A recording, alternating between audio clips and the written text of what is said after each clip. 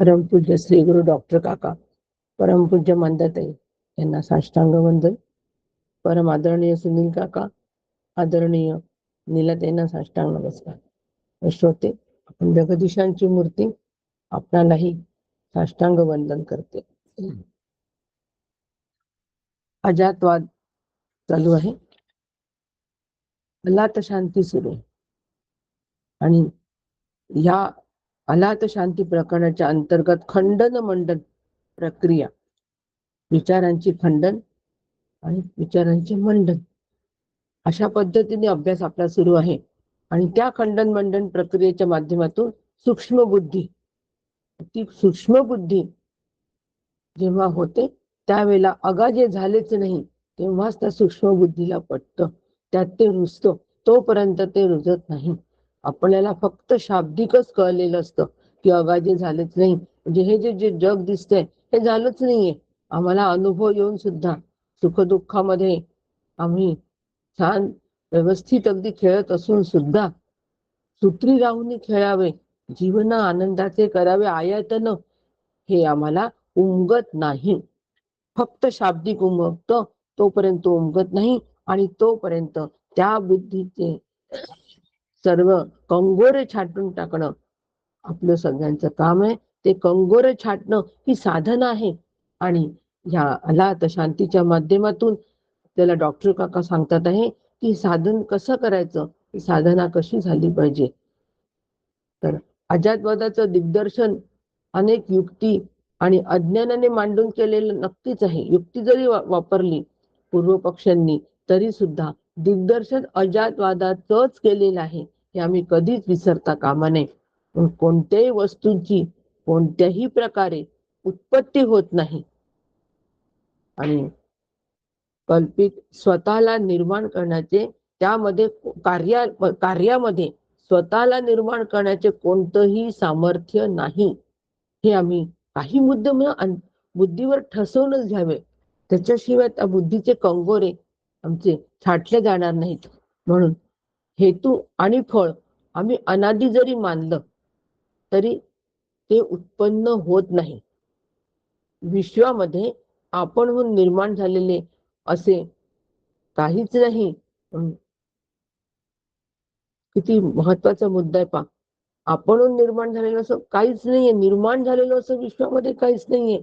परमपूज्य काका म्हणतात की आई प्रसूत झाल्यानंतर मूल जन्माला आल्यासारखं वाटतं, पण सत्रूपाने ते कुठेतरी असलंच पाहिजे की नाही, असा विचार जर आम्ही विश्वाच्या बाबतीमध्ये केला ना, तर जे दिसतं आम्हाला ते केवळ फक्त मनाच्या कल्पनेमुळे वाटतं. बस जगत सत्य आहे असं ज्याला वाटतं ते सुख दुःख अनुभव आणून देणाऱ्या इंद्रियांच्या आधाराने ते बोलत असतात. म्हणून समुद्राच्या पोटामध्ये कितीही जलचर प्राणी असते, काकांनी दिलेला दृष्टांत हा, की समुद्राच्या पोटात कितीही जलचर प्राणी असते आणि त्यांनी एकमेकांना जरी पिटलं तरी समुद्र ते जाणत नाही. तो समुद्र मी आहे. म्हणून सुख दुःख, कितीही सुख दुःखाचे आघात होत असले तरी सुद्धा माझा त्याच्याशी काहीही संबंध नाही. परंतु म्हणून हे जग कसं आहे, भ्रमरूप आहे आणि ते कोठेच नसतं. ज्ञानीजनांची अशीच अनुभूती असून त्या पलीकडे अज्ञानाचं कुंपण आहे आणि त्या अज्ञानाच्या कुंपणामध्येच सतत वाद चालू असतात. चित्र हे कोणत्याही पदार्थाला स्पर्श करत नाही आणि त्याच्या ज्ञानाचंही ग्रहण करत नाही. म्हणून ज्ञानही चित्ताहून हे भिन्न नसते. जगामध्ये जसे दिसतं तसंच मनामध्ये त्याचं ज्ञान होतं. म्हणून जगत मनापासून निराळं नाही, मन हेच जग झालेलं आहे असं विज्ञानवादी म्हणतात.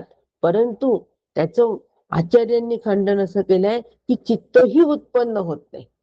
नाहीतर मग आपण सगळा दोष मनाकडे देतो आणि मनाचा निराश करण्यासाठी प्रयत्न करतो. परंतु मंडन केलेलं आहे आचार्यांनी त्या की चित्तही उत्पन्न होत नाही, अशा पद्धतीचं खंडन करून मत मांडलेलं आहे. आणि पदार्थही उत्पन्न होत नाही, हे आम्ही नेहमी लक्षात ठेवावं. आणि म्हणून आत्मस्वरूपाला झाकणारे असे अमर्याद पसरलेले विश्व अज मानण्याचं काहीही कारण नाही. म्हणून अगाजे झाले नाही, ह्या सिद्धांतावरच आम्ही नेहमी स्थिर व्हायला पाहिजे. काहीही उत्पन्न झालेलं नाही, आत्मस्वरूप आहे आहे आणि आहे ते मी आहे. तर ह्यासाठी काय पद्धतीचं साधन करायचं हे आपण अधिकारवाणीतून श्रवण करू. राम कृष्ण हरी.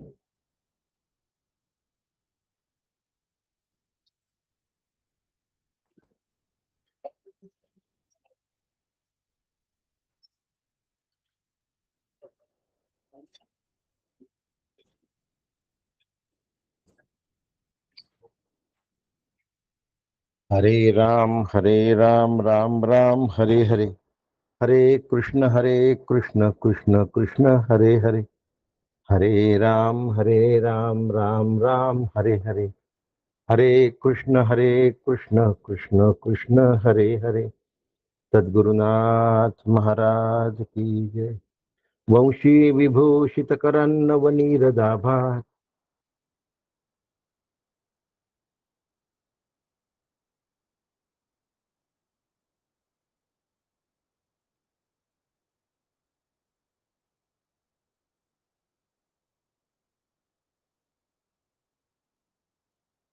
आवाज बंद झाला का?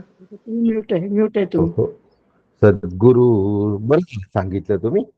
सद्गुरु सर्वसन्निभः सर्वेषां शंकरः सन्तु सच्चिदानन्दरूपिणः. ज्ञानदं सद्गुरुं शान्तं अज्ञानारण्यदाहकं नमामि परमाचार्यं श्रीमच्छङ्करधारिणम्. सदाशिवसमारम्भां शङ्कराचार्यमध्यमाम् अस्मदाचार्यपर्यन्तां वन्दे गुरुपरंपरां, वंदे गुरुपरंपरां. परमपूज्य सद्गुरु डॉक्टर काका यांच्या श्रीचरणी साष्टांग लोटांगण घालतो. परमपूज्य मंदाताई गंधे यांच्या चरणारविंदांना वंदन करतो. आदरणीय नीलाताई दातार यांना नमस्कार करतो.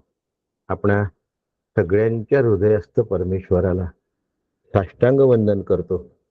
विषयाला प्रारंभ करतो. खंडन मंडन खूप प्रमाणात झालं आणि त्या खंडन मंडनाचा आता आपल्याला काय उपयोग आहे? काका शांतीपाठ राहिला. काका मी शांतीपाठ म्हणते. म्हणा. कानी सद्वचन ऐकावे, यत्न कर्मी समर्थ व्हावे, नेत्री शुभची पावे, आम्ही सदा इंद्रिये आणि शरीर स्थिर करून या स्तुती पर, देवा लागी अविष्य हितकर भोगो आम्ही. इंद्र महान कीर्तिवंत, पूषा अति ज्ञानवंत, चक्र रूप गरुड बलवंत, अरिष्ट नाम जो चतुराननाचा पुत्र, बृहस्पती ज्ञानवंत, अमुचे कल्याण अनंत करो सदा. सद्गुरुनाथ महाराज की जय. काका नमस्कार करते. हो, एवढ्या वयस्क वयामध्ये आपण तो पाठ वाचला, शांतीपाठ. कौतुकाची गोष्ट आहे. खंडन आणि मंडन हा प्रकार आपला होऊन गेला. कैवल त्यांनी आठवण दिली, बरं झालं. आम्ही साधना करतो ती बुद्धीच्या पातळीवर खूप असते आणि शरीराच्या पातळीवर काही प्रमाणात असते. विचारांच्या पातळीवर सहसा नसते. म्हणून आता ज्या कारिका आहेत, हे जे तत्वज्ञान सांगितलं आहे षड्दर्शनांचं, त्या अनुषंगिक या कारिका आहेत. आणि त्या षड्दर्शनांना खोडण्यासाठी या कारिका नाही, कारण अद्वैत तत्ववादी जे आहेत त्यांना दुसरं काही खोडावं लागत नाही. जर जगत झालेलंच नाही असं म्हणायचं आहे, तर खोडणाऱ्यांचं लेखन झालं आहे असं तरी का म्हणणार? त्यामुळे खोडणे हा प्रश्नच नाही आहे. प्रश्न आहे, मी याच्यापासून नेमकं काय शिकलो पाहिजे, हा महत्वाचा प्रश्न आहे. आणि ह्याच्यासाठी आपण हा अभ्यासाला लागलो आहे. आणि ते जर आमच्या लक्षात आलं तर सगळं जमलं. नाही तर जग झालं नाही या पद्धतीने जर मी स्वतःला कन्व्हिन्स करू शकलो नाही, तर सगळा अभ्यास व्यर्थ आहे.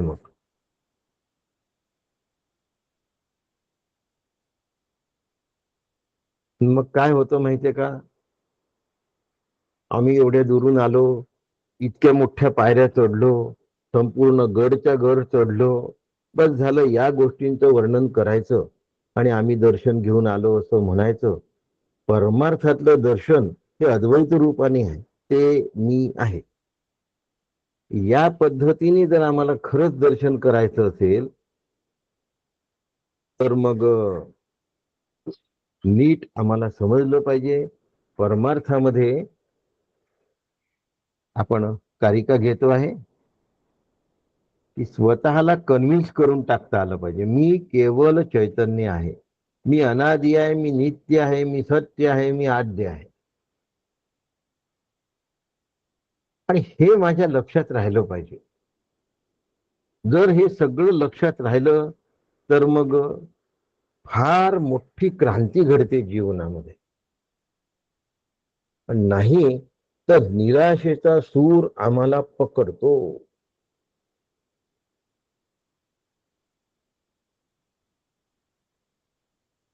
निराशेचे सूर लागले की त्या सुरावर आम्ही आपला भगवा सनातन एवढं नाव लिहितो आणि तो भगवा झेंडा गाडला म्हणजे आम्ही त्याचं वैशिष्ट्य प्रगट करतो आहे की आमची त्रुटी बाहेर येते आहे हे आम्हाला कळतच नाही. आनंदाचे डोही आनंद तरंग. तुमच्या आनंदाला धक्का लागता कामा नये. हे वैशिष्ट्य आहे सनातनाचं, हे वैशिष्ट्य अजातवादात. आणि हे जर आम्हाला नीट समजून घेता आलं तर आमचं काम झालं. नाही तर हे दर्शन असं म्हणतं, ते दर्शन तसं म्हणतं, आणि आम्ही काय म्हणतो, तर आम्ही असं असं म्हणतो म्हणजे आम्ही अजातवादी होण्याचा प्रयत्न झाला नाही. मायावादाचा पुरस्कार. शंकराचार्य मायावादी नव्हते.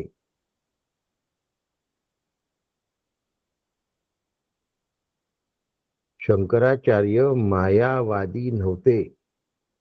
मायेची मांडणी करून, अध्यासवादाची मांडणी करून त्यांनी अद्वैत वेदांताचे पुरस्कार केलेला आहे.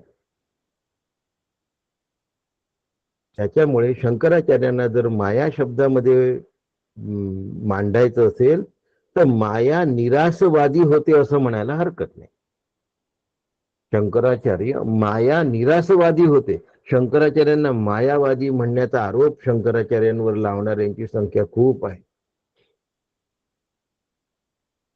शंकराचार्य माया निरासवादी होते. मग आता जे झालेलंच नाही, काय म्हणतात, त्याच्याबद्दल जो चर्चा करत असेल, त्याच्याबद्दल जो बोलत असेल, त्याचं काय म्हणावं. म्हणून कारिका घेतो आणि स्पष्टीकरणाला लागतो.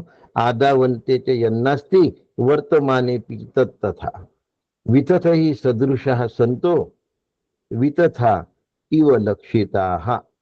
31 नंबरची कारिका आहे. ही कारिका वैतथ्य प्रकरणात पण आलेली आहे. मांडूक्योपनिषदामध्ये 2 कारिका अशा आहेत. न कश्चित जायते जीवो संभवोस्ते न विद्यते एतत् तदुत्तमं सत्यम यत्र किंचित न जायते. या कारिका 2 प्रकरणांमध्ये आल्या आहेत. त्या 2 कारिका 2 प्रकरणांमध्ये आल्या. म्हणजे या किती महत्वाच्या असतील याचा विचार करा. आणि आम्ही जर याचा विचार करत नसू तर मग काय झालं आमच्या अभ्यासाचं? वाट लागते.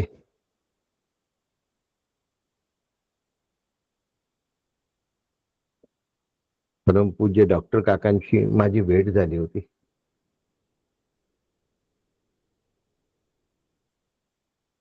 त्यांच्या घरात मृत्यूचा प्रसंग झाला होता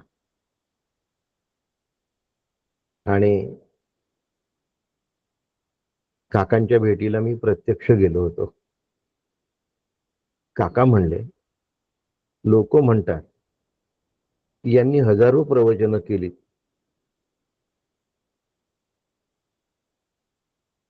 30-40 पुस्तकं लिहिली, पण यांच्या घरात असं व्हावं का? लोक समजत नाहीत, त्याला काही इलाज नाही. ज्ञानेश्वर महाराज एवढे महान असताना त्यांच्या आई वडिलांना जलसमाधी घ्यावी लागली. गोऱ्या कुंभाराचा एवढा अधिकार असताना त्यांचं मूल पायाखाली तुडवून मरण यातना त्या मुलाला भोगाव्या लागल्या. नंतर विठ्ठलाने जिवंत केलं. हा भाग जर सोडून दिला थोड्या वेळापुरता तर त्यावेळ पुरता तर तो मुलगा पायाखाली तुडवला गेला याचं दुःख झालं की नाही झालं. अशा पद्धतीने संतांवर प्रसंग येत नाहीत असं नाही, पण त्या प्रसंगामध्ये ते सावध असतात, सतर्क असतात. जसे काकांना मी पाहिलं. त्या प्रसंगानंतर मी काकांकडे पोहोचलो. काका मला असं म्हणाले की लोकांना समजावून सांगितलं तरीही कळत नाही, शेवटी ते प्रपंचाला आणून भिडवतात. लोक कोणतीही गोष्ट प्रपंचाला आणून भिडवतात. त्याच्यामुळे सहसा नातलगांमध्ये परमार्थ करू नये, काका सांगतात. कारण की तुम्ही कितीही जरी उपनिषद सांगत असले आणि त्यांच्याकडल्या बारशाला किंवा लग्नाला किंवा वास्तूला किंवा मरणाला गेला नाही की ते लगेच काढणार. हाच काय अभ्यास? साधं आमच्याकडे यांना भेटायला येता आलं नाही, आमच्याकडल्या लग्नांच्या वेळी हे प्रवचन करत बसले बाहेर, यांना प्रवचनाचा उद्योग जास्त वाटतो, आमच्याकडल्या लग्नाचं महत्व वाटत नाही. मग काय म्हणायचं यांना?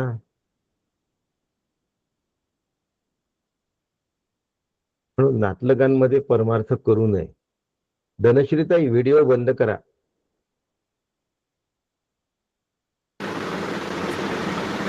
धनश्रीताई व्हिडिओ बंद करा. हा, नातलगांमध्ये परमार्थ करण्याच्या भानगडीत पडू नये.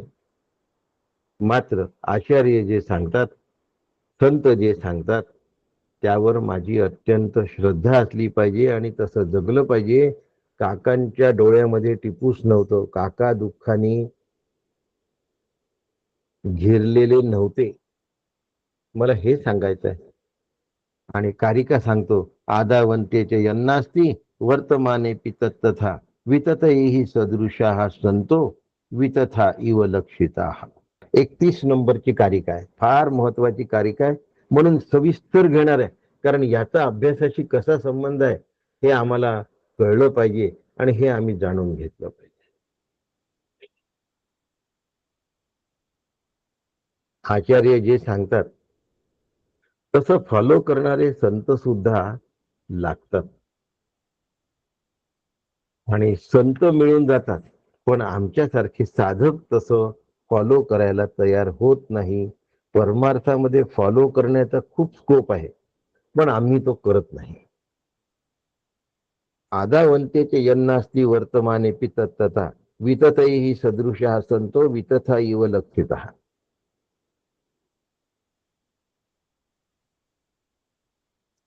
वस्तूच्या निर्माण होण्यापूर्वी ती वस्तू नव्हती. आदावंतेचे यन्नास्ति.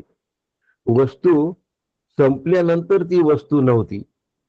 म्हणजे आदा म्हणजे आधी नव्हती, अंते म्हणजे शेवटी नव्हती. मग मध्ये जी वस्तू दिसते ती खरी नाही. वितथैहि. ती कशी आहे? वितथ आहे, ते काय तथ्य नाही. उदाहरण घेऊया. स्वप्नापूर्वी मी गाढ झोपेत होतो, तर मी जागा झालो. मधल्या काळात मला स्वप्न पडलं. म्हणजे स्वप्नापूर्वी स्वप्न नव्हतं, स्वप्न मोडल्यानंतरही स्वप्न नव्हतं. तर मधलं जे स्वप्न आहे त्यात तथ्य नाही, ते वितथ आहे.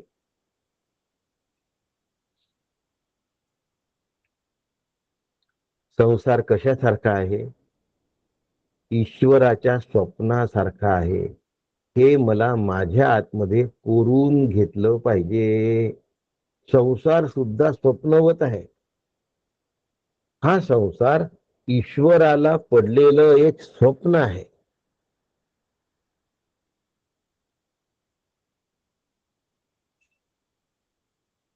आम्हाला अनुकूल झालं की छान वाटतं, प्रतिकूल झालं की दुःख वाटतं. इतक्या मोठ्या प्रतिकूल घटनेमध्ये मृत्यूच्या काका शांत होते. आणि आम्हाला छोट्याशा जरी घटना घडल्या आणि आमच्या तब्येतीला थोडासाही त्रास झाला तर आम्हाला लगेच काय वाटतं? अरे अरे. काय वाटतं? अरे अरे. मग एवढे दिवसाच्या अभ्यासाचं काय झालं? त्याचं उत्तर आपल्याला चांगलं ठाऊक आहे काय झालंय.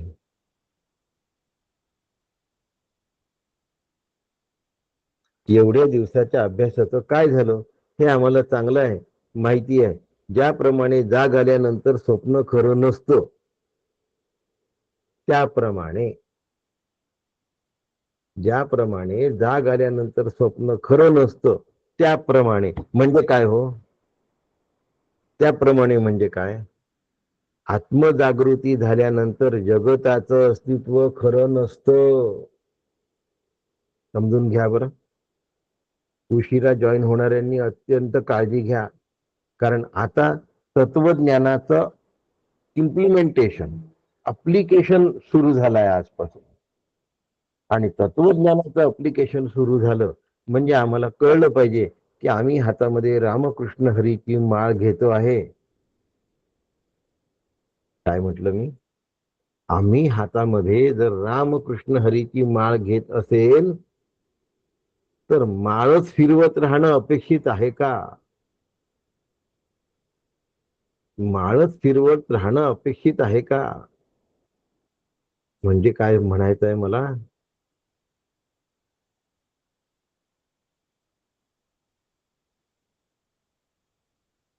बघून राहिलो होतो की काही महत्वाचे लोक नाही योगाला आहे. माळच फिरवत राहायचं का आम्ही? हा प्रश्न आहे. माळ घेऊन रामकृष्ण हरी किंवा श्रीराम जयराम जय जय राम किंवा दिलेला मंत्र घ्यायचा, जपत राहायचा. एवढ्या पुरता रामकृष्ण हरीला मर्यादित ठेवू नका. तेवढ्या पुरता जपाला मर्यादित ठेवू नका. लहान मूल रडत असतं, त्याला चॉकलेट दिलं की ते तात्पुरतं शांत राहतं. थोड्या वेळानंतर त्याची पुन्हा चॉकलेट संपलं की किरकिर किरकिर चालू राहत. प्रतिकूल झालं की रामकृष्ण हरी म्हणायचं, तेवढ्या वेळची किरकिर थांबवायची. पुन्हा प्रतिकूलता आली की पुन्हा किरकिर करायची. काही जण वहीवर लिहिलेलं अक्षर खोड रबराने खोडून काढतात. आणि एकदा जर खोडरबराने खोडलं तर पुन्हा ते अक्षर आम्हाला दिसत नाही. दुसरा रामकृष्ण हरी या प्रकारचा आहे. पहिला रामकृष्ण हरी चॉकलेट दिल्यासारखा आहे आणि दुसरं रामकृष्ण हरी कायम तो मिटवून टाकलेलं आहे. मग आता जगामधले ठसे मी जर रामकृष्ण हरी नामानी मिटवून टाकले असतील तर मग आम्हाला काय होणार आहे? या रामकृष्ण हरीचा अत्यंत फायदा होणार आहे. श्रीराम जय राम जय जय रामचा फायदा होणार आहे.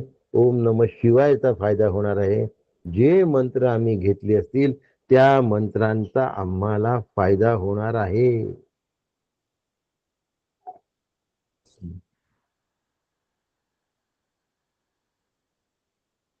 सांगतात ना प्रवचनांमध्ये की प्रवचन सुरू असताना मोबाईल बंद ठेवा. तसं प्रपंचातले आमचे विचार काय म्हणतात सांगाल का? रामकृष्ण हरी आणि खोडरबर जे सांगितलं ते थोडं ठसलं नाही नीट आतमध्ये. बर. रामकृष्ण. एखादं लहान मूल किरकिर करत असतं, त्याला चॉकलेट दिलं की त्याची किरकिर थांबते. चॉकलेट संपलं की पुन्हा किरकिर करतं. म्हणजे त्याला जे हवं असतं तो प्रसंग चॉकलेट असेपर्यंत तो बाजूला ठेवतो. आणि वहीवर लिहिलेलं जे रामकृष्ण हरी असतं किंवा प्रसंग असतो तो खोडरबराने जर खोडला तर पुन्हा तो दिसत नाही. तो कायमचा मिटलेला असतो. तसं माझ्या जीवनामध्ये आलेला प्रसंग तात्पुरता बाजूला होत असेल रामकृष्ण हरी म्हणून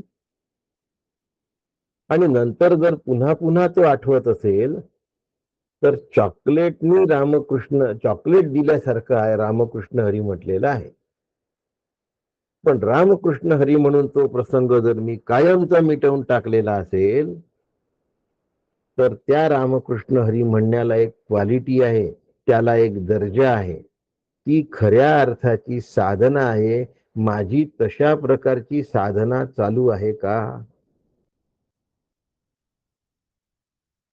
नामस्मरणामध्ये सुद्धा भेसळ असते. आम्हाला डाळीतली भेसळ चालत नाही, तांदूळातली भेसळ चालत नाही, सोन्यातली भेसळ चालत नाही. मग नामस्मरणाची भेसळ भगवंताला चालेल का हो?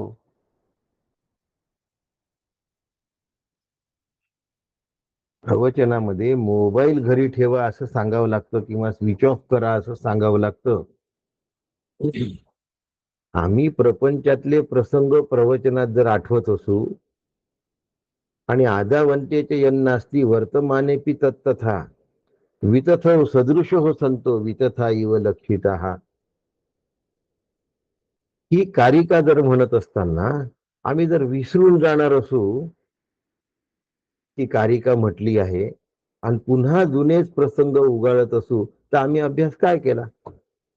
देह जाऊ अथवा राहू, पहिले जाऊ म्हटलंय बरं, मग राहू म्हटलंय.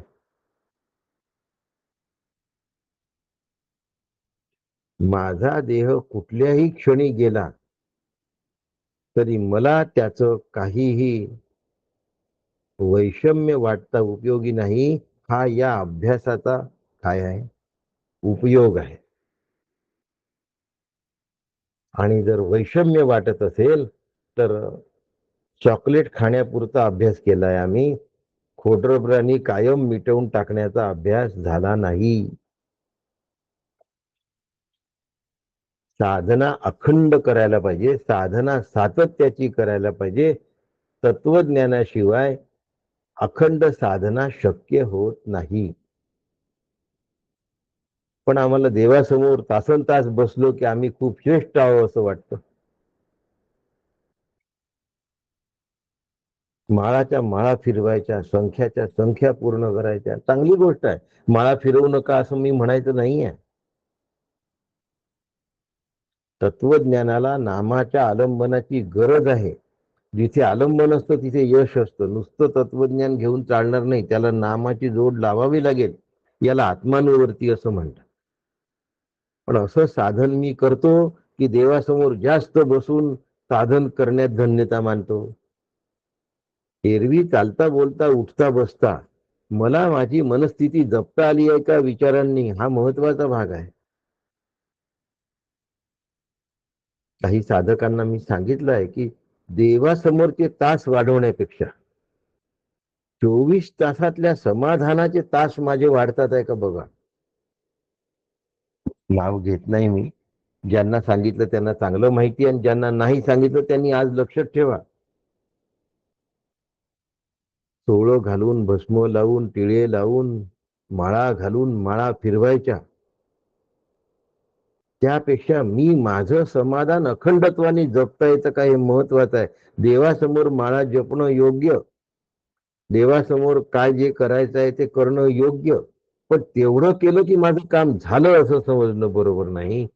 आत्मानुवर्ती मी आत्मस्वरूपापर्यंत जाऊन पोचलो आहे का, परमानंदासाठी प्रयत्न करतो आहे का, जे चाललंय ते मी माझ्यासाठी उपयोगात आणतो आहे का की गुरूंसाठी आणतोय.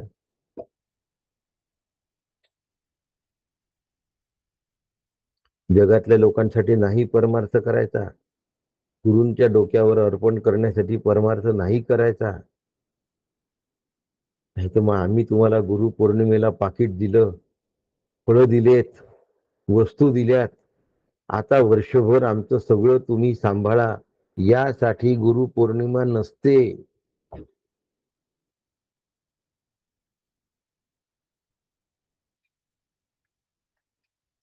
म्हणून साधना हा आत्मानुवर्ती भाग आहे, लोकानुवर्ती नाही. लोकांना दिसणारी जी साधना आहे ही तृतीय पुरुषी साधना असते, आणि आमच्यासाठी जी करतो ती प्रथम पुरुषी साधना असते. आपण आपल्या कारिकेवर जाऊया. वेदांमधला जर मंत्र घेतला तर त्याला ऋचा म्हणत असतात. उपनिषदांमधला घेतला तर त्याला मंत्र म्हणत असतात. भगवद्गीतेमधला घेतला की त्याला श्लोक म्हणत असतात, आणि संतांनी लिहिलेला घेतला की त्याला ओवी असं म्हणत असतात. ऋचा, मंत्र, श्लोक आणि ओवी. आता मंत्रांवरचं जे स्पष्टीकरण केलं जातं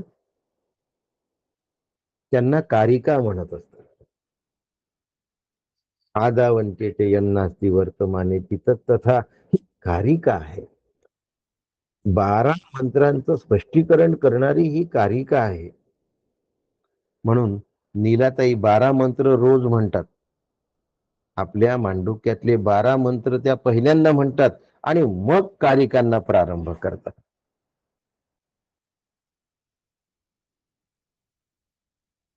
आम्ही आदावंतेचे यन्नास्ति म्हणजे स्वप्नाच्या आधी काही नव्हतं, स्वप्न संपल्यानंतर काही नव्हतं, म्हणून मधलं स्वप्न मिथ्या आहे. माझ्या जन्मापूर्वी माझा देह होता का?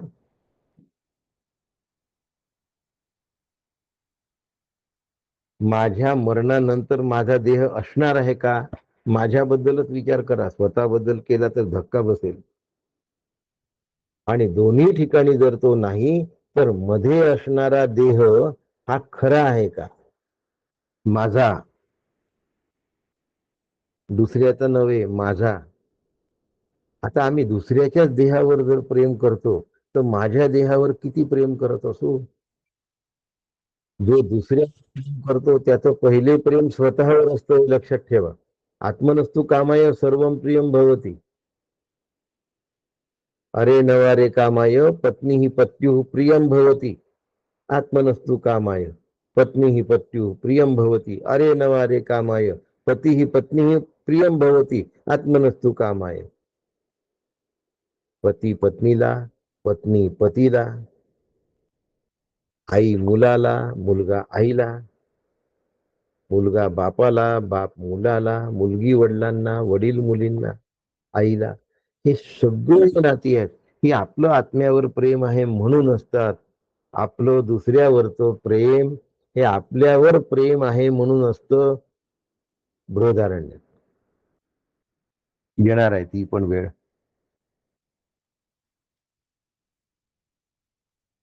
आपला विचार आहे की स्वप्न खोटं आहे हे आम्ही मानलं. जागृती ईश्वराचं स्वप्न आहे इथपर्यंत मला वाटते एवढ्या लोकांना आकलन झालेलं आहे. पुढचा प्रश्न विचारतो, मग जागृतीमध्ये स्वप्नामध्ये घडलेल्या ज्या घटना असतात त्याचा आमचा उठल्यावर आमच्यावर परिणाम होतो का? काही वेळी लोक करून घेत असतील तो वेगळा भाग आहे. पण स्वप्नात घडणाऱ्या घटना प्रसंगाचा आम्ही आमच्यावर परिणाम करून घेत नाही.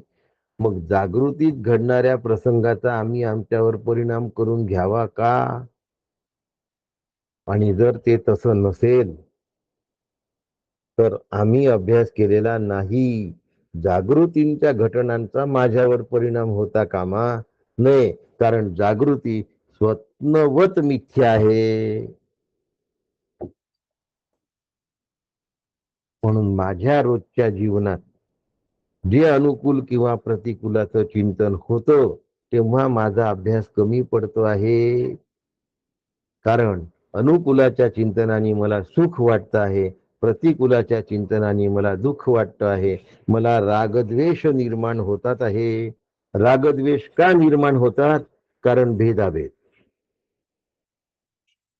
भेदांमुळे रागद्वेष निर्माण होतात. भेद का बरं तयार होतात? भेद म्हणजे हा माझा मुलगा तो त्यांचा मुलगा, हे माझं हे त्या तुमचं.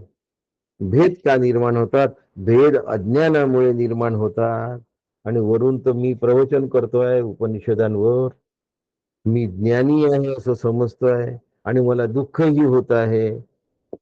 म्हणजे मी ज्ञानी आहे ही नवीन कटकट आणि मला दुःख होते ही कटकट तर गेलीच नाही. मग आता ती जाण्यासाठी हा प्रवास आहे हे जर आमच्या लक्षात आलं तर मग आमचं काम झालेलं आहे.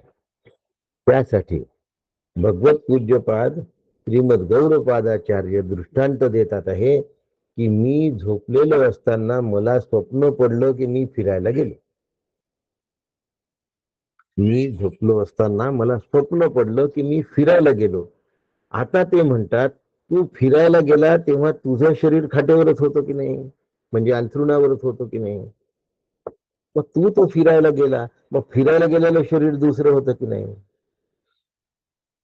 मग ते दोन शरीर आहेत की एक शरीर आहे? स्वप्नातलं शरीर जर मिथ्या आहे असं म्हणत असतील तर ईश्वराच्या स्वप्नातलं अंथरुणावरचं शरीरही मिथ्याच आहे. हे स्वतःच्या अंतःकरणाला पटवून घे आणि असं स्वतःला पटवत राहणं, मनवत राहणं, समजवत राहणं म्हणजे स्वतःची घडी घालायची आहे, स्वतःची समजूत काढायची आहे स्वतःला शास्त्राच्या आणि सद्गुरूंच्या आधाराने, आणि चांगल्या पद्धतीने ती घडी आम्हाला बसवून घ्यायची आहे. एकदा आपली घडी जर नीट बसली ती काय वाटतील ते झालं तरी ती घडी मोडत नाही. पण खरंच बसली असेल तर डॉक्टर काकांचा प्रसंग सांगितला मी तुम्हाला. एवढा वाईट प्रसंग घडल्यानंतर वरून लोकांनीही नाव ठेवल्यानंतर ते स्थिर होते, शांत होते. म्हणून साधनांचे अनेक पैलू असतात आणि त्या सगळ्या पैलूंचा सर्व अंगांनी जर आम्ही अभ्यास केला असेल तर आमची घडी नीट बसते आणि मग ती अस्सल साधना होते. तेव्हा तरी अशी घडी बसवून घ्यायला पाहिजे, नाही तर मग नुसतं देवासमोर बैठकी वाढवून होणार नाही. आत्ताच अधिक मास झालेला आहे, मग आम्ही अधिक मासानिमित्त सुरू. परवा युथिकामध्ये आत्माराम विषयावर बोलत असताना मी सांगितलं विष्णवे प्रभ विष्णवे हे जर आपण म्हणतोय महिनाभर तर पुढले 3 वर्ष आपल्याला हे जगण्यासाठी दिले आहेत भगवंताने. विष्णू सहस्रनाम समजून त्याचा अर्थ पाहून पुढले 3 वर्ष आम्हाला विष्णू सहस्रनाम दिलेलं आहे अभ्यासाला.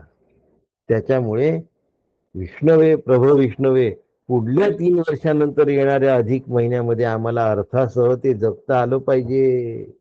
याला अस्सल साधना असं म्हणतात. व्यापनोती इति विष्णू, मी सगळीकडे व्यापलो आहे. सगळीकडे जर मी व्यापलो असेल तर मी मरणार आहे का?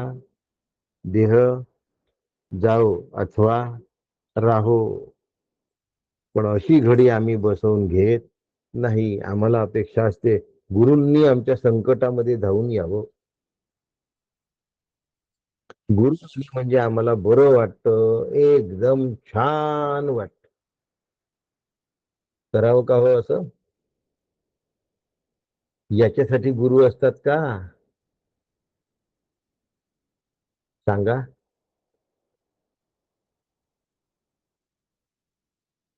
नाही.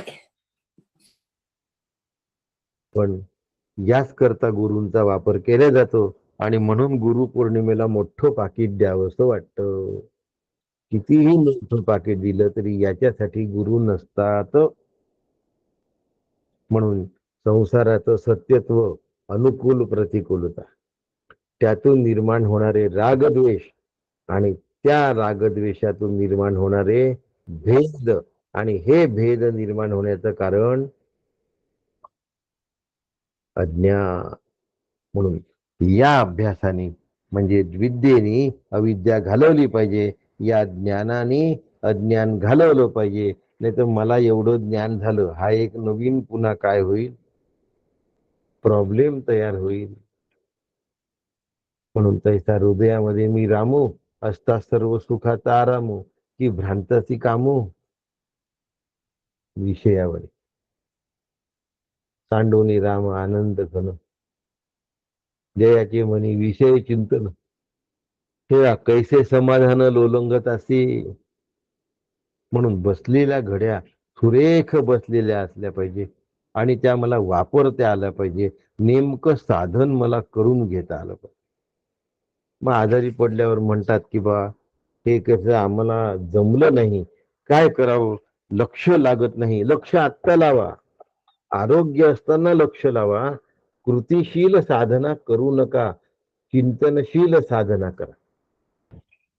एकांगी साधना करू नका, अनेकांगी साधना करा, बहुविधांगी साधना करा. स्वप्नातला पदार्थ जेवढा मिथ्या तेवढी माझी जागृती सुद्धा मिथ्या. माझा स्वप्नातले पदार्थ जेवढे मिथ्या तेवढे जागृतीतले पदार्थ मिथ्या. मग मी जागृतीतल्या पदार्थांवर आसक्त व्हायला पाहिजे का, की अधिष्ठानावर आसक्त व्हायला पाहिजे? आत्मा हे स्वप्नाचं अधिष्ठान आहे. जागृतीचं अधिष्ठान काय आहे? काय आहे? आत्माच आहे. आत्माच आहे. आत्माच आहे. मग दोन्हीचं अधिष्ठान जर एक आहे आणि अध्यस्त जर वेगळं असेल, त्याने फरक काय पडतो? उदाहरण द्यावं लागेल म्हणजे कळेल. दोरीवर साप दिसला काय आणि दोरीवर पुष्पमाला दिसली काय? दोरीच्या जागी पाणी सांडलं आहे असं वाटलं काय? कारण की जेव्हा साप दिसतो तेव्हा दोरी दिसत नाही, पुष्पमाला दिसते तेव्हा दोरी दिसत नाही. दोरीच्या ऐवजी तिथे पाणी पडलंय किंवा फरशीला भेग आलेली आहे असे भास मंदांधकारामध्ये होत होतात, अस्पष्ट उजेडामध्ये होत असतात. पण भास कोणताही जरी झाला तरी भास तो भासच ना. मग आता स्वप्न सुद्धा भासमान आहे आणि जागृती सुद्धा. स्वप्न भासमान आहे, जागृती सुद्धा भासमान आहे. कोणापासून? कोणाची जागृती भासमान? आम्ही म्हणतो हा मला नीट कळलं, मी चांगलं ओळखतो त्याला, सोडत नाही काही. स्वप्नातले पदार्थ जेवढे मिथ्या तेवढेच जागृतीतले पदार्थ मिथ्या. आता सत पासून असत पदार्थ होऊ शकत नाही, त्यामुळे जगत सत पासून झालेलं नाही, म्हणून जगतच झालं नाही. मग जगत कशापासून झालं? असत पासून झालं का? असत पासून काही निर्माणच होऊ शकत नाही. असत पासून असत निर्माण होऊ शकत नाही, असत पासून सत निर्माण होऊ शकत नाही, सत पासून दुसरं सत निर्माण होऊ शकत नाही. आता जगत मधला ज शब्द काय आहे? तज्जला जिती शांतम उपासिती. जगत ज्यापासून निर्माण झालेलं आहे, अशी जी समजूत आहे ती शामजू शांतपणे घालवावी, याला अजातवाद असं म्हणतात. म्हणून प्रतिपक्षाचा विचार करणं दर्शनशास्त्रांचा आणि त्याच्यावर वादविवाद करणं हे अपेक्षित नाही आहे. प्रतिपक्षाचा कुठलाही विचार द्वेष्य नाही, असं गौडपादाचार्यांनी सांगितलं. का बरं द्वेष्य नाही? प्रतिपक्ष नावाची गोष्टच अस्तित्वात नाही, मग त्यांचे विचार नावाची गोष्ट अस्तित्वात नाही. त्यामुळे त्या विचारातून अनुकूल प्रतिकूलता ही सुद्धा अपेक्षित नाही. एवढं जर आम्ही मान्य केलं तर आम्हाला अजातवाद कळला, नाहीतर अजातवाद कळलेला नाही.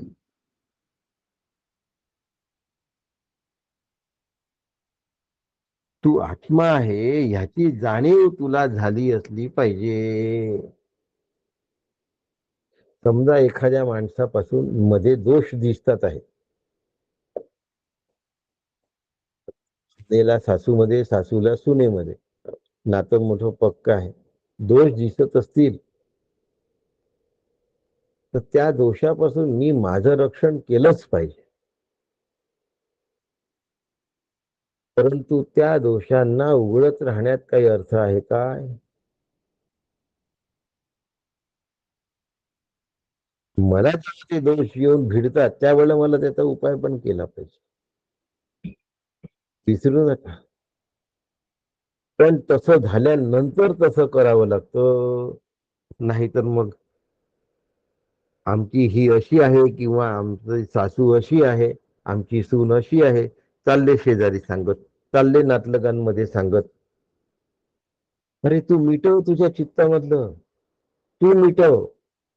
ठणठणाट करण्याने आयुष्यात काही मिळणार नाही.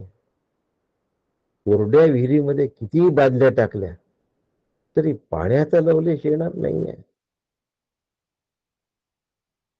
मग मला आतमध्ये विचारपूर्वक चालावं लागेल आणि शांती तयार करावी लागेल. तसं जर नाही राहिलं तर मग अशांतस्य कुतः सुखम हा अभ्यास मी कशासाठी करतो आहे? म्हणून आदावंतेचे यन्नास्ति वर्तमाने तथा विततैहि सदृशः संतो विततः इव लक्षिताः. ही कारिका या ठिकाणी आपण पूर्ण केलेली आहे. म्हणून जगातले सगळे पदार्थ मिथ्या आहे हे सिद्ध होतं. कसे मिथ्या आहेत? स्वप्नवत पदार्थासारखा जगतातला पदार्थ मिथ्या आहे हे सिद्ध होतं.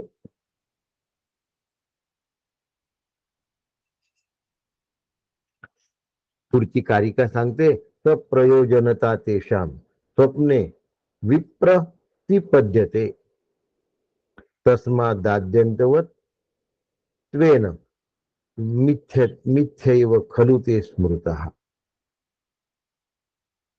आता जागृतीतले पदार्थ स्वप्नामध्ये सिद्ध होतात आणि ते उत्पत्ती आणि नाशवान आहे हे पक्क झालं. मग आता स्वप्न जसं नाशवान तसं जागृती सुद्धा नाशवान.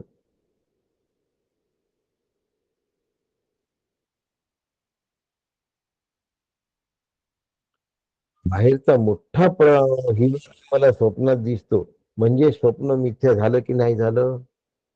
झालं. मग हिमालय मिथ्या की सत्य?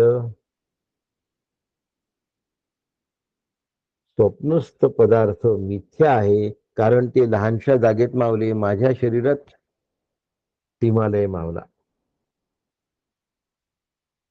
माझ्या शरीरात मी हिमालय मावला. म्हणून दुसरं, मला हिमालयात जायला वेळ लागतो, एवढं अंतर आहे जागृतीमध्ये. स्वप्नामध्ये मी हिमालयावर चढूनच गेलो एका क्षणात.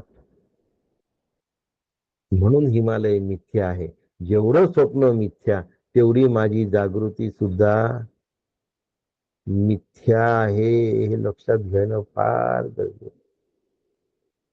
त्याशिवाय मोक्ष प्राप्ती होण्याची शक्यता नाही. मग आता प्रपंच कसा मिथ्या असतो हे आपण 35 नंबरच्या कारिकेत बघू.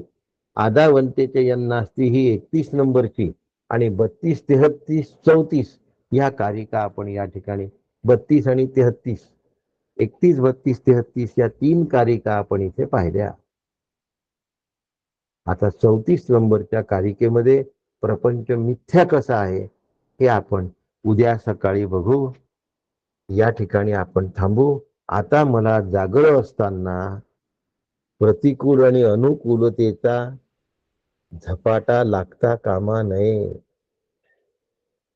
जागृतीत असताना प्रतिकूलता आणि अनुकूलता याच्या प्रवाहात मी वाहून जाता कामा नये, हे लक्षात ठेवलं पाहिजे. ठेवणार की नाही ठेवणार? ठेवणार काका. हा, धन्यवाद. छान झालं. थांबूया. आपला सगळ्यांना नमस्कार करतो. रामकृष्ण हरी.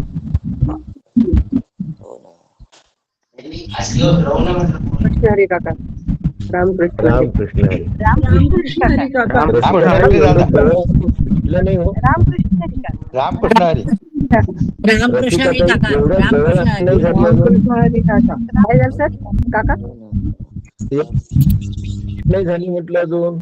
हो हो, मला यायचंय भेटायला काका. अहो, मला येऊन महिना होऊन गेला. हो ना, मी आता अंजली ताईंना घेऊन येईन तुमच्याकडे. आज संध्याकाळी मी तुमच्या कॉलनीला येतो आहे. 2 घरी जाणार आहे आज. कुठल्या? जहागीरदार अजून एक घर आहे. 2 घरी आज जाणार आहे. नाही, तुमच्या कॉलनीला म्हणजे यशवीन आनंदला. अच्छा अच्छा, बरोबर. तुम्ही आनंदला नाही ना? नाही, मी जीवनला. हा, जीवनला आहे. आज आनंदला मी येतो. जीवनला. हा, बरं. हो. एक दिवस जीवन काही काढू, पण थोडस तुम्ही काही संपर्कात नाही, काय नाही. सकाळी पहिल्या नंबरवर जॉईन होतं आणि नंतर जीवनला या माझ्या घरी काका. जीवनला माझ्या घरी या. हो ना, येऊ ना. रामकृष्ण काहीतरी ठरवा. निदान भेट तर घ्या, नंतर घरी येणं मग पाहू. रामकृष्ण हरी. रामकृष्ण हरी. हो, रामकृष्ण. रामकृष्ण हरी. वाकडे रामकृष्ण हरी. कथाताई रामकृष्ण हरी. अनुराधाताई पाठक रामकृष्ण हरी. रामकृष्ण हरी. रामकृष्ण हरी. कृष्ण हरी काका. संजय रामकृष्ण हरी. उषाताई रामकृष्ण हरी. एक दिवस शांतीपाठ म्हणा उषाताई. हो, म्हणेल. हा. रश्मी, पुष्कळ दिवस झाले तुम्ही म्हटलं नाही. रश्मी पंकज रामकृष्ण हरी. स्वातीताई अर्धन सुटली का? रामकृष्ण हरी. सुटली का स्वातीताई? हा. दातार रामकृष्ण हरी. रामकृष्ण हरी. रामकृष्ण हरी. कठाळेताई रामकृष्ण हरी. प्रतिभाताई पाठक रामकृष्ण हरी. जय गुरुदेव काका. जय गुरुदेव. जय गुरुदेव. सरलाताई रामकृष्ण हरी. रामकृष्ण हरी दादा. संजय माई रामकृष्ण हरी. सुनीता वहिनी, आज दिसलं नाही मला तुम्ही आणि शंकरराव. मी शोधलं तुम्हाला, ग्रुपवर दिसले नव्हते मला सकाळी. होतो. उशिरा जॉईन झाले का? बरं. रामकृष्ण काका. शंकरराव रामकृष्ण हरी. शंकर रामकृष्ण हरी. सुनीता वहिनी रामकृष्ण हरी. रामकृष्ण हरी. श्रीकांत रामकृष्ण हरी. मध्ये रिमूव्ह झाला होता श्रीकांत. हो, बरोबर आहे. लक्ष असतं बरं माझं. हा, तुझ्याकडे लक्ष असतं माझं. तुझं माझ्याकडे लक्ष नाहीये, हा प्रॉब्लेम आहे. रामकृष्ण हरी. रानानानी रामकृष्ण हरी. सुनील दादा रामकृष्ण हरी. हो, वासंती वहिनी नमस्कार करतो. रामकृष्ण हा. हरी. मोहनरावांना माझा नमस्कार सांगा. ते झाले आहेत हा. जॉईन? हा हा पाहिलं मी त्यांना. हो. हा. या लवकर, वाट बघतो तुम्हा दोघांची.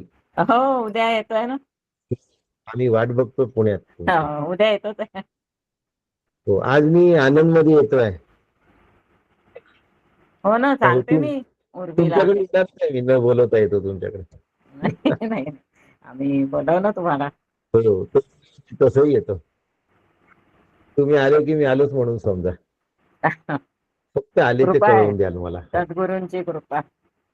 हो, नमस्कार. नमस्कार. रामकृष्ण हरी. नमस्कार सुनील दादा. नमस्कार. सुनीताताई, रामकृष्ण हरी. कुठे राम. अमेरिकेत आहात? हो ना, इकडेच आहे सध्या अजून. हो, त्यामुळे त्यामुळे तुमची भेट भेटीचा नाही योग होत. काही नाही. त्यामुळे तुमच्या भेटीचा योगच नाहीये. हो, दादा नमस्कार करतो. हो, रामकृष्ण हरी. नमस्कार. हो, औरंगाबादला चाललोय. बरोबर, जाऊन या. हो. उद्या हा ना, उद्या बोलू. हो, नाही उद्या नाही, येईन मी. उद्या नाही. बरं बरं, काय हरकत हा, उद्या नाही, मी करतो फोन. रामकृष्ण हरी. बरं बरं, काय हरकत. रामकृष्ण हरी. वासंतीताई रामकृष्ण हरी. अनघाताई रामकृष्ण हरी. रामकृष्ण हरी काका. सायलीताई रामकृष्ण हरी. सायलीताई, अभ्यास इतका पक्का करावा लागतो की शारीरिक दुखणं आपल्याला वेदना देता कामा नये. हो काका. पण त्याच्यासाठी अभ्यास करावा लागतो सायलीताई. हो हो. असं मी आजच सांगितलं की नुसत्या माळा वाढवून होणार नाही, त्याच्या मागे विचार लागतो. हो कळलं. हो काका, ऐकलं हो, ऐकलंय. हो. त्याच्यासाठी भेटा, म्हणजे मग कळेल पुढचा रस्ता. शारीरिक यातना झाल्या तर चालतील, मानसिक होता कामा नये. हो काका, बरोबर. शारीरिक प्रारब्धाने होतील, मानसिक पुरुषार्थाने टाळता येतात. फार नमस्कार. महत्वाचा पॉइंट आहे. हा. फार महत्वाचा मुद्दा आहे हा. अगं, संगेवारांना फोन कर, त्यांचे सारखे फोन येतात. संगेवारांचे फोन येतात. बुक झालं.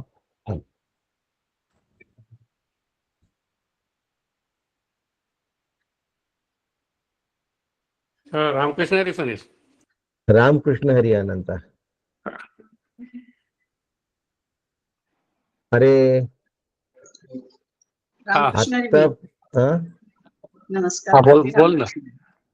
भाभी रामकृष्ण हरी. नाही, मी पहिले नमस्कार. कोण आहे पाहून घेतो, मग बोलतो. हा हा हा. हो, बाहेरचं असलं तर मग बोलता नाही येत. अनुराधाताई आहे, भाभी आहे, तू आहे, घरचेच आहे सगळे, हरकत नाही. हा हा हा हा नागपूरला जाणार होतो एका ठिकाणी, हा हा हा त्यांना कळवलं आम्ही येतोय म्हणून. हा तुमचं जमत आहे का जेवायला येण्याचं? हा त्यांनी सांगितलं नाही. 2 दिवस हा झाले. आता काय झालं, माझं जाण्याची जेवण बुक झाली. हा. आता मी त्यांना कसंच होऊ शकत. माझ्याजवळ दिवसच नाही उरले आता. उशिरा सांगून करू काय नाही. इथे दीड महिन्यामध्ये माझे जेवणाचे दिवस पक्के झालेले आहेत. पूर्ण 1.5 महिना, शेवटच्या दिवसापर्यंत. अरे बापरे.